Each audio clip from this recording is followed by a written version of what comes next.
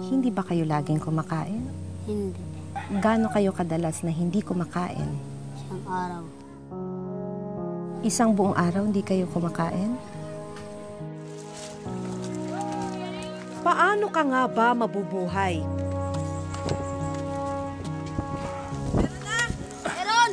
Kung salat sa lahat ng bagay. Bibisitahin namin ang itinuturing na isa sa mga pinakamahirap na bayan sa Pilipinas.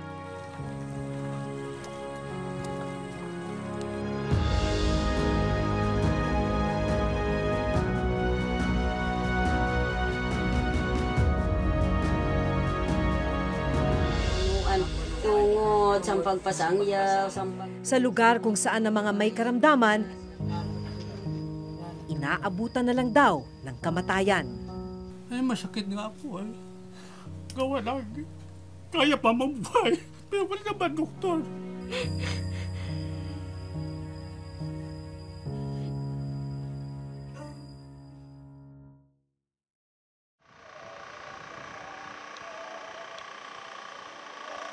Bago marating ang bayan ng Silvino Lubos sa probinsya ng Northern Samar,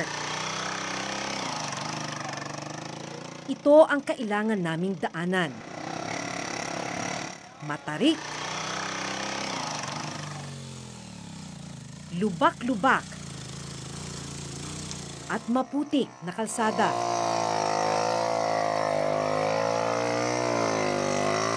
Ang mga residenteng nakasabay namin, hirap na hirap sa pagtawid.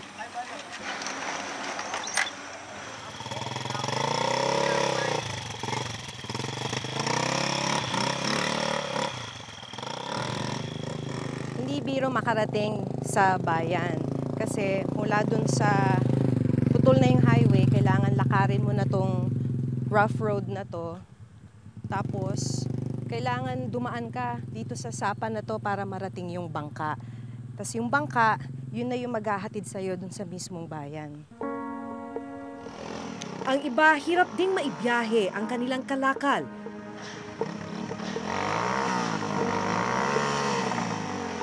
Tulad ng kopra at abaka.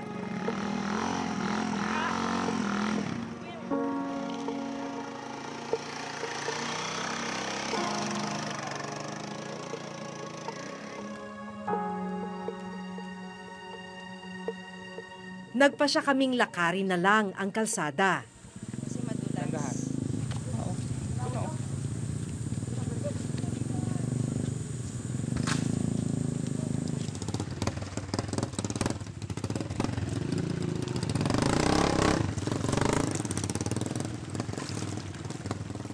Kwento nung ilang mga residente na nakausap namin, may danger din yung paglalakad dito dahil pagka biglang umulan, biglang tumataas yung tubig, tapos malakas yung current. Kaya hindi ka agad makakakilos, makakalayo. May danger nga daw na kung ikaw matrap sa ganung sitwasyon, pwede kang malunod.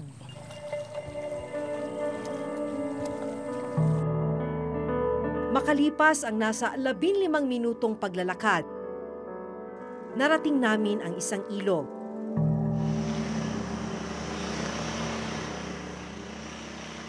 Dito sa may ilog, nakaabang na yung mga bangka na papunta sa bayan. So, kada ulo, ang singil, 50 pesos. Ganda umaga po.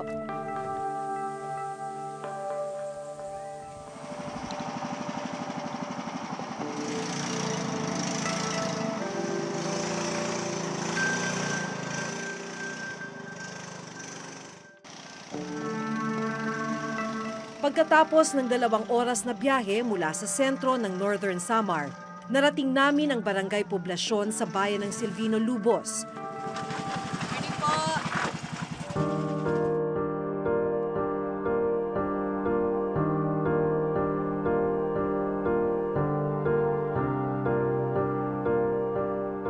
Inabot ng halos 1 oras yung pagsakay natin ng bangka para makarating dito sa bayan ng Silvino Lubos. Itong bayan na to, ang pinakamahirap na bayan sa Northern Samar.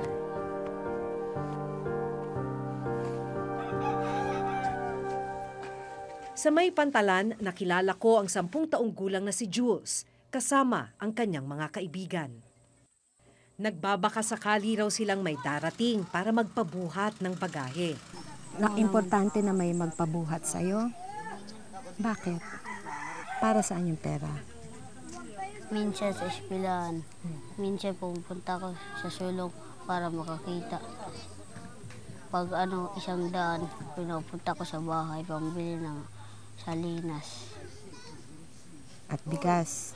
Oh, Basta may makain lang. oh. 2 oras na silang naghihintay pero wala pa ring dumarating na pampasaherong bangka. Hanggang ilang saglit pa. Mabilis na nakipag-unahan si Jules sa ibang mga bata.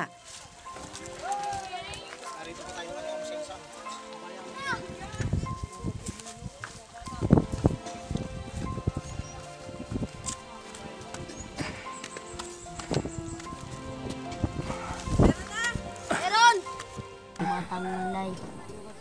Masakit ang likod. Yung kamay. Yung kamay masakit. Oh. At yung dito sa liig. Tinitiis mo siya. Oo naman.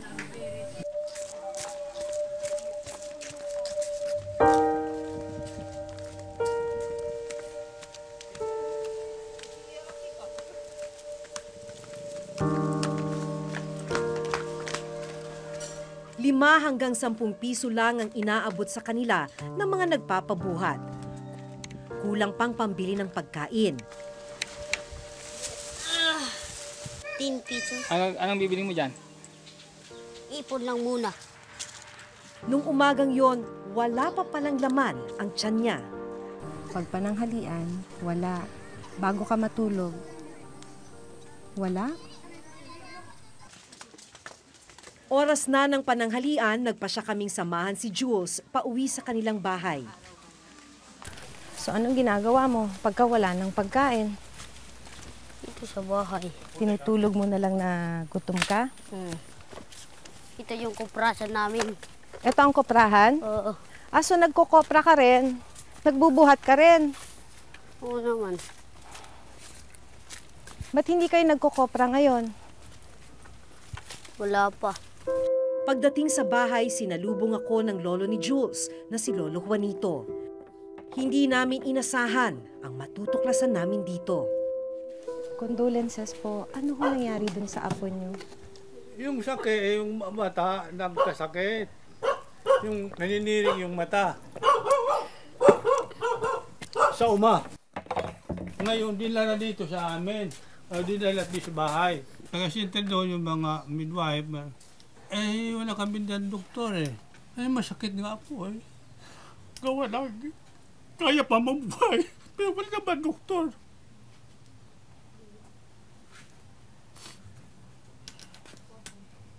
Tapos hindi nyo naman ho maitakbo. Hindi namin may magtagbo dahil wala sasakyan dito. Wala kami pera. Ang ginawa, diyan lang kami dahil lapit na naman, wala pa pamasahe. Saka umaasa ko dahil nagbibigay ng gamot. Wala sila doktor. Kamamatay lang pala ng 3 taong gulang na kapatid ni Jules na si Ivan, gabi bago kami dumating.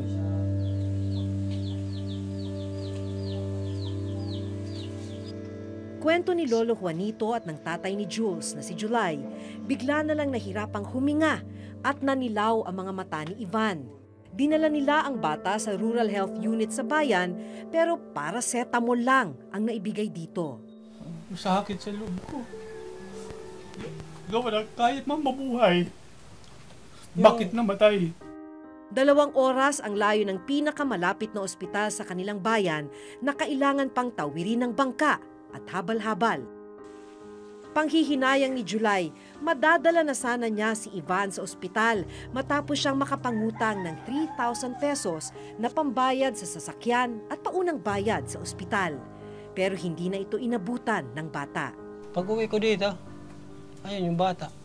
Nakita ko iba na yung lagay niya, yung mukha niya. Sabi ko, sige, mangutang ako.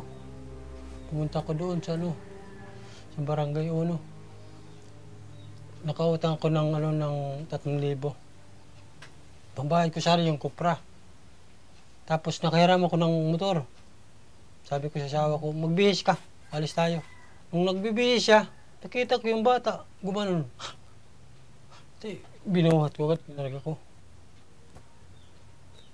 Wala. Hanggang wala na. Inano ko siya, mouth-to-mouth recitation. Pinam ko yung dito, tapos mouth-to-mouth kami. Wala pa rin. Sabi ko, wala na. Sadyang mahirap daw ang buhay sa lugar nila. Maliit ang kita ni July sa pagkukopra. Yung kopra, mismo yung pahirap. Bumaba, tumaas yung bilihin. Samantala, umabot ng 40 hanggang 50 yung kilo. Dati, 1 kilo. Oo. Ngayon, magkano na ang bili? Ngayon dito na lang, 19. 19. Oo. Ibabiyahe nyo pa po yun. Bibiyahe pa, may bayad pa, bawat pagkarga, 50. Yung sasakyan, 50. 100 na bawat sako. So kayo po ba nararamdaman ninyo na pahirap ng pahirap yung buhay? Oo, pahirap ng pahirap talaga. Habang kausap namin ng lolo at magulang ni Jules, nakita namin siyang kumakain sa may labas ng kusina ng bahay. 3:00 ng hapon, ang unang kain niya ng araw na yon. Hindi ba kayo laging kumakain? Hindi. Gaano kayo kadalas na hindi kumakain? Isang araw. Isang buong araw hindi kayo kumakain? Walang kain? Wala. Ang malungkot dahil sa kawalan ng pera, wala rin silang pampagawa ng ataol para kay Ivan. Pagdayigon ang Santos nga Trinidad nga usalangan. Kaya binalot na lang sa kumot ang bata.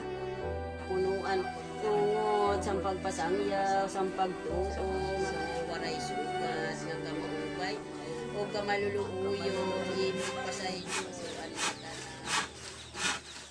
Kinahapunan, dumating ang kaibigan ni Lolo Juanito na gagawa ng ataol.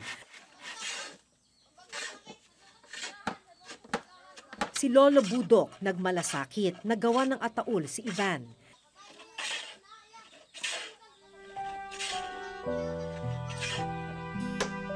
Kinagabihan, nalaman naming wala rin palang kuryente sa lugar.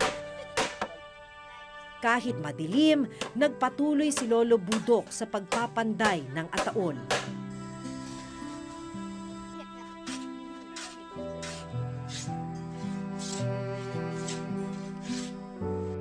Hanggang sa maayos nang nailipat sa ataol si Ivan.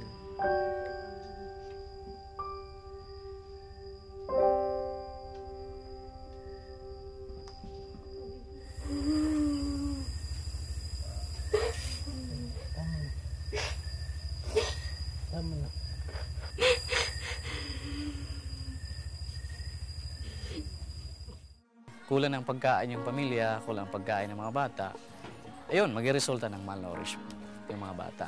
Kalimitan po, karamihan sa mga pamilya rito, pag sinabi ho nating karamihan, are we talking about 70 to 80% of the families? Even 90%.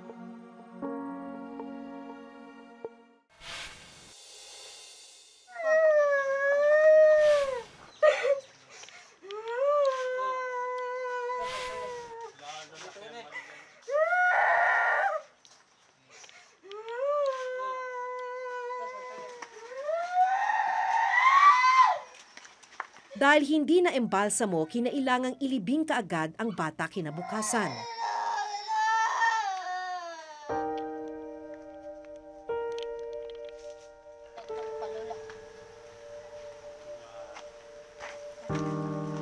Nalaman namin na hindi lang pala si Ivan ang namatay na kapatid ni Jules.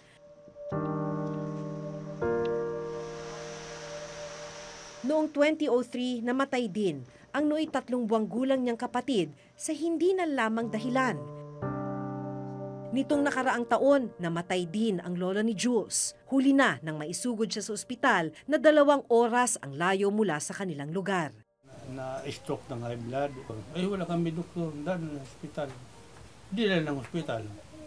Patay din. Ipinaliwanag sa amin ng nurse ng Rural Health Unit sa bayan kung ano ang nangyari sa kapatid ni Jules na si Ivan. Binigyan namin siya ng paracetamol para sa lagnat. Tapos yun, binigyan namin siya ng referral. Nag-instruct yung midwife sa kanya na dalhin ka agad dahil hindi ka maganda yung sitwasyon ng bata. Dalhin doon sa Katarman, sa NSPH. Dinadala naman kasi dito sa amin, malala na yung sitwasyon ng mga pasyente. Kaya paano na namin masisave yun kung malapit na siya talaga bumigay. Sinamahan namin si Jules at dalawa niyang kaibigang sina Lance at Vincent sa Rural Health Unit. Pinaka-stunted po sa kanila ay si Jules at saka si Lance, itong dalawa. Kulang ng pagkain yung pamilya, kulang ng pagkain ng mga bata. Ayun, magresulta ng malnourishment yung mga bata. Kalimitan po, karamihan sa mga pamilya rito, pag sinabi ho nating karamihan, are we talking about 70 to 80% of the families? Even 90%. Base sa datos ng Philippine Statistics Authority o PSA, ang bayan ng Silvino Lubos ang pinakamahirap na bayan sa Northern Samar mula yan 2006 hanggang 2012. Lumalabas na 72% ng kabuang populasyon ng Silvino Lubos ang namumuhay below poverty line. Ang pagkamatay ng mga may sakit nang hindi nadadala sa ospital, pinatotohanan ng mismong alkalde ng Silvino Lubos. Karamihan, ganun ang nangyayari kasi yung mga magulang na o kaya kamag-anak ng namatayan, hindi nila kaya mag-transport papunta doon sa ibang bayan na mayroon mga ospital o ganun. Kaya karamihan namamatay na lang kasi walang pera sila eh. Bakit po nananatiling pinakamahirap na bayan ang bayan ninyo? Karamihan ng mga tao dito magsasaka lang. Tapos kung meron sila mga produkto na ibibenta nila doon sa Katarman o ganun, mahirap mag-transport ng kanilang mga produkto. Nagpapahirap dito ng aming bayan, yung transportation. Ginagawa naman namin ang makaya namin na para mapabuti ang bayan namin. Ayon kay Mayor Espinar, mahigit 85 million pesos ang IRA o Internal Revenue Allotment ng bayan ng Silvino Lubos. Maliit na porsyento lang nito ang napupunta sa social services, kabilang ang healthcare, edukasyon at food subsidy. Nagbabudget naman kami dito. 55% papunta sa PS, yung personal services. So kalahati po ng budget napupunta sa pasweldo? 55%. 55%? 55%. So kung bibilangin po natin, magkano po ang napupunta sa social services? Kasi kasama doon yung health services na yun, under social. Opo, kasama yung health. Mga 15 to 20%. Ang kanilang hirap tila isang siklo na. Kaya si Jules nagsisikap para sa pangarap na maiahon sa hirap ang pamilya. Bakit pumapasok ka pa rin? Importante makapasok ako. Pinaghirapan ng pamilya ko yun. So wala kang balak iwanan yung pag-aaral mo? Ano ba pangarap mo? Maging pulis. Mabuti ang buhay namin. Kasi wala kang kinakain. Sa kabila ng pagiging mahirap ng Silvino Lubos, nadaanan namin ang kalsadang ito na hindi tapos at dalawang school building sa Silvino Lubos Vocational High School na inabandona.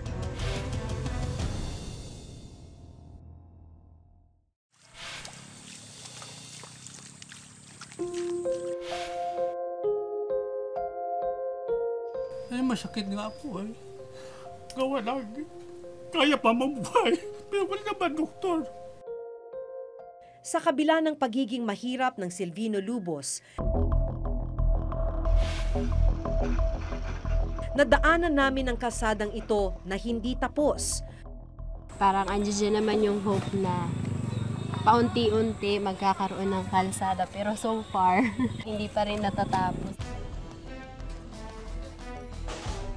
At dalawang school building sa Silvino Lubos Vocational High School na inabandona. Dapat sana na turnover na ito, natapos ito noong January 18, 2018. Tingnan nyo naman, poste lang eh. Sa aming susunod na report, Sisiyasatin ng Reporter's Notebook kung bakit hindi tapos, iniwang nakatenga at hindi napakikinabangan ang mga proyektong makatutulong sana sa mga mahihirap na residente ng Silvino Lobos. Hanggang sa susunod na Huwebes, ako si Jun Veneracion. Ako si Maki Pulido at ito ang nakatala sa aming Reporter's Notebook.